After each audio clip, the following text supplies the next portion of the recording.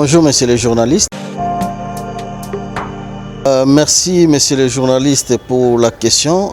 Comme vous venez de le dire, nous avons suivi le vice-premier ministre et ministre de l'Intérieur, son Excellence Daniel Asselo, qui a fustigé l'attitude des députés provinciaux. Nous, en tant qu'acteurs de la société civile, nous disons que son Excellence, le VPEM, n'a fait que rejoindre la préoccupation de la société civile. Parce que la société civile avait dénoncé à son temps que les députés provinciaux sont là pour déstabiliser les provinces. Et nous en passant, nous encourageons le VPEM pour dire qu'il faut, dans son pouvoir qu'il a au jour d'aujourd'hui, il faut qu'il puisse encore renforcer des mesures pour qu'on puisse revoir cette question des députés provinciaux. Il y a beaucoup d'exemples dans ces pays, même dans notre province, ou bien dans le Grand Katanga, par exemple, pour donner un exemple bien concret. Regardez aujourd'hui, si nous prenons la province du Lualaba, nous prenons la province du Olomami, pour ne citer que ces deux provinces, ce sont les députés provinciaux qui sont à la base de déstabiliser les gouvernements provinciaux. Tenez, messieurs les journalistes, au jour d'aujourd'hui, nous pouvons dire que dans les Olomami, ça fait pratiquement 3 ans ou 4 ans, il n'y a pas un gouverneur. Qui sont à la base? Ce sont les députés. Et puis, pour votre information, la plupart des députés qui siègent aujourd'hui sont, c'est comme on peut le dire, les suppléants des députés qui ont été élus. Ça, c'est une dimension que nous, société civile, nous avons relevée à son temps pour dire comment un député qui postule au niveau provincial, au niveau national et même au Sénat, mais il est ce que des suppléants partout. C'est ça la conséquence. C'est pourquoi nous, en suivant son Excellence le VPEM, nous l'encourageons et nous le soutenons pour qu'il puisse prendre des mesures qui s'imposent à l'égard des assemblées provinciales. Parce que trop, c'est trop. Regardez, quand un gouverneur présente son programme de développement, au cours d'une année ou de 2 ans, il n'y a que des motions de défiance, les motions de censure. Donc, ils sont là que pour leurs intérêts. Messieurs les journalistes, si vous le savez, il y a les députés qui ne savent même pas initier un édit. Il y a les députés provinciaux qui ne savent même pas comment faire les rapports de vacances parlementaires. Ça, nous disons que son Excellence, le VPEM, a totalement raison sur cette ligne-là. En tout cas, nous, en tant que société civile, d'ailleurs, il pouvait le faire bien avant. Comme il vient de le faire, il a tonné, il a fustigé l'attitude des députés provinciaux. En tout cas, nous, personnellement, nous l'encourageons en tant que société civile. En tant que société civile, nous demandons à son Excellence, monsieur le vice-premier ministre et ministre de l'Intérieur, de prendre les mesures qui s'imposent et qu'il puisse approfondir les enquêtes à ce sujet-là. S'il y a un gouverneur qui a détourné la somme de 500 000 $ et certains députés, il faut que ce gouverneur-là puisse être révoqué pour donner l'exemple aux autres. Parce que ça peut se répéter. Et nous déplorons la mégestion de certains gouverneurs dans ces pays.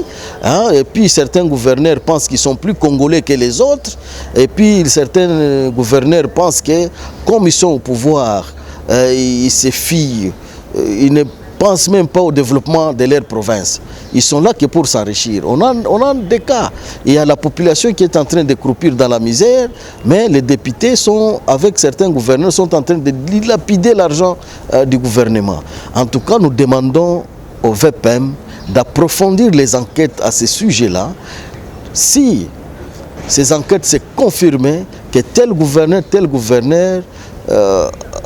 a mal gérer l'argent, par exemple de 500 000 $ là qu'il a cité, en tout cas il faut que ces gouverneurs puissent être sanctionnés et même révoqués pour donner l'exemple aux autres. C'est ça notre façon de voir les choses. Sinon, bon, même quand on aura maintenant les élections des gouverneurs, les autres peuvent aussi dire, bon, Les autres ont détourné 500 000 $. Bon, ils peuvent aussi s'en servir. C'est même la question capitale.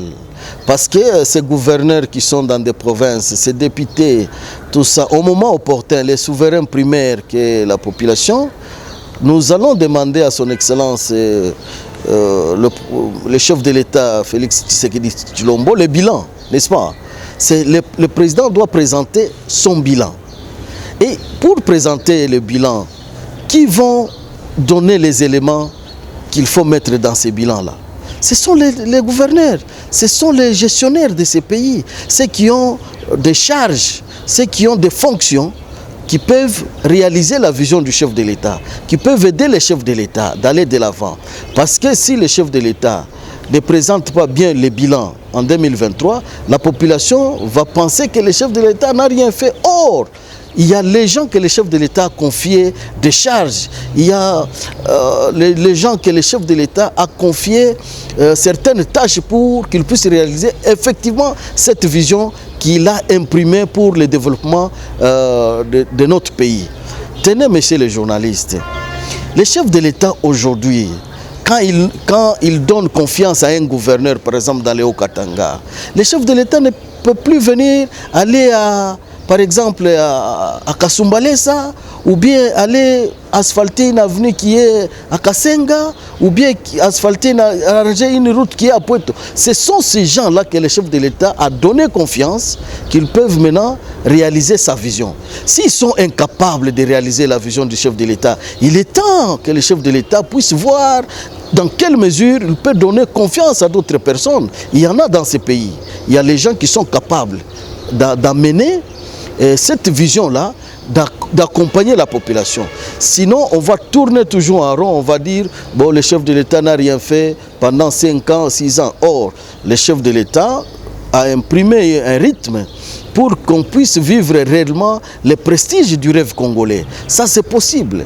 Le développement est possible. Regardez, aujourd'hui, nous parlons du développement à la base. Le chef de l'État vient de lancer une belle théorie ou un bon projet de 145 territoires, n'est-ce pas? Ça, c'est vraiment génial. Mais qui vont accompagner ces projets-là à la base, dans 145 territoires? Ce sont ces gens qu'on va donner la charge d'accompagner ces projets-là. S'ils échouent, on ne va plus voir ces gens-là, on va voir qui? Les chefs de l'État. Ça, ce n'est pas sérieux. Nous devons le dire, il est temps. Nous devons accompagner la vision du chef de l'État dans son ensemble, chacun là où il est, chacun là où il peut faire quelque chose. Comme ça, le développement peut aller de l'avant. Le chef de l'État ne peut pas tout faire au même moment. Le chef de l'État ne peut pas réaliser tout, mais ce qu'il nomme, c'est qu'il donne la charge. Ce sont ces gens-là qui peuvent réaliser maintenant sa vision. Il est temps qu'on se le dise. Il y a les gens qui ont joué, qui ne veulent pas le développement de ces pays, mais nous pensons qu'il y a d'autres personnes qui sont capables de le faire.